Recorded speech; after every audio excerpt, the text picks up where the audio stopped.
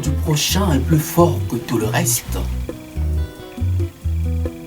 Tout se dessine comme un parcours du combattant, véritable chemin de croix qui nous mène jusqu'à bout, au bout de tout sans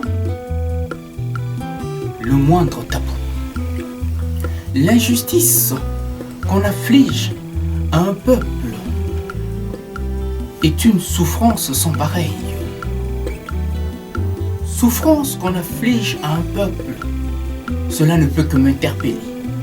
Tant que je me suis donné la peine à cerner la problématique qui n'est autre que son histoire, ce qui m'empêche d'être sourd et muet face aux cris de détresse qui déchirent dans le ciel comme un éclair.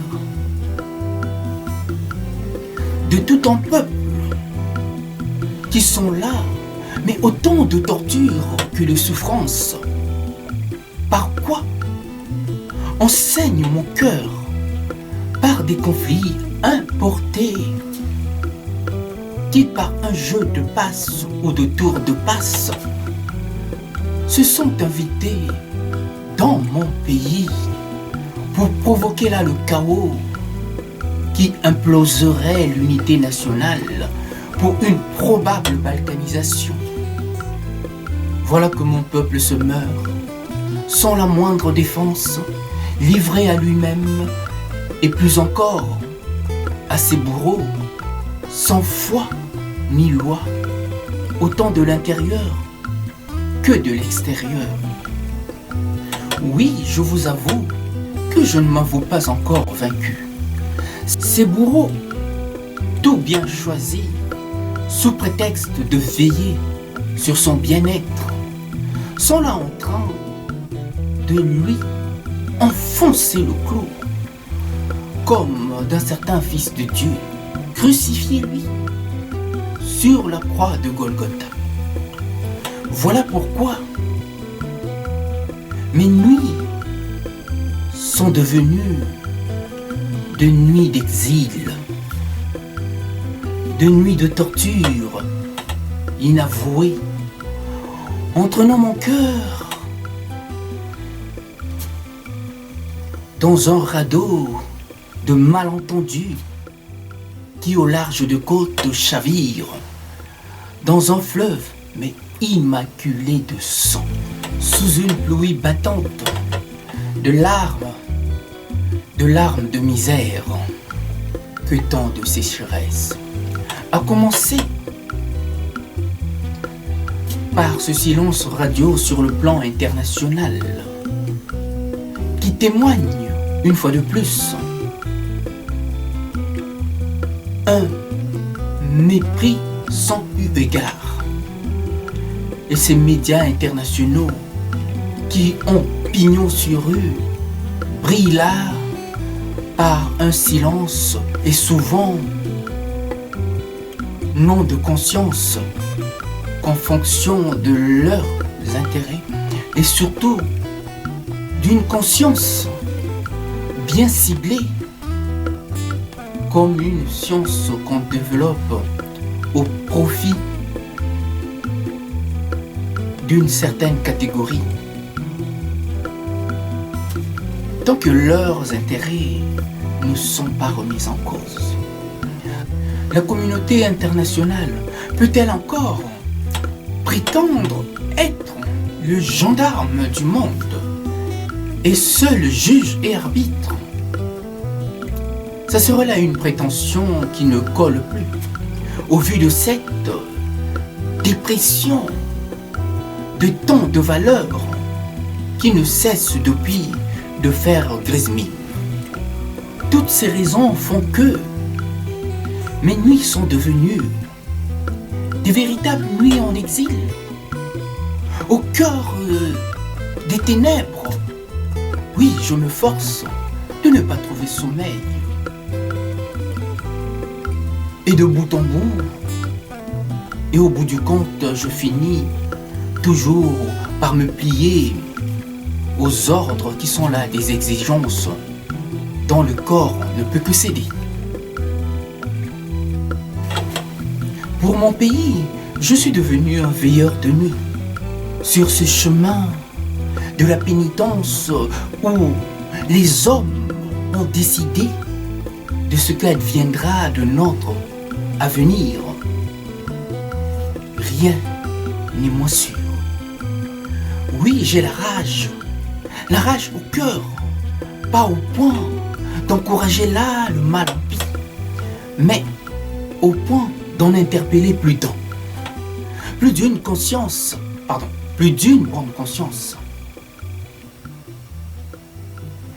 et de ramener sans doute à la raison ces quelques brebis égarées pour avoir mis en avant le propre de leurs propres intérêts que l'intérêt général.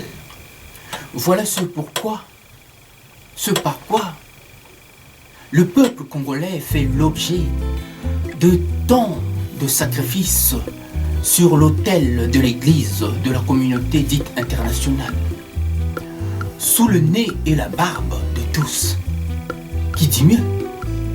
Voilà que mon sang et mes larmes ne m'appartiennent plus et se confondent avec celui de mes frères et sœurs, victimes de tant d'atrocités, victimes d'un génocide qui ne dit pas son nom à ciel ouvert, dont les satellites se sont détournés, contrairement aux téléphones portables, ordinateurs, bombes nucléaires et cette technologie de pointe devenue une véritable friandise.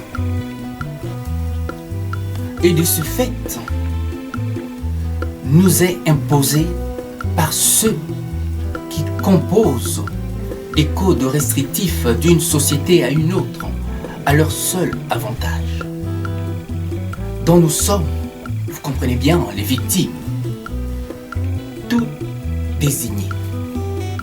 La République démocratique du Congo,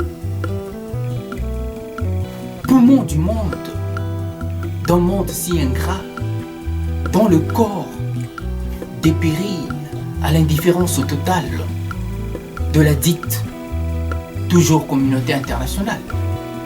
Pour preuve, on va jusqu'à nous empêcher de nous prendre en charge, de nous défendre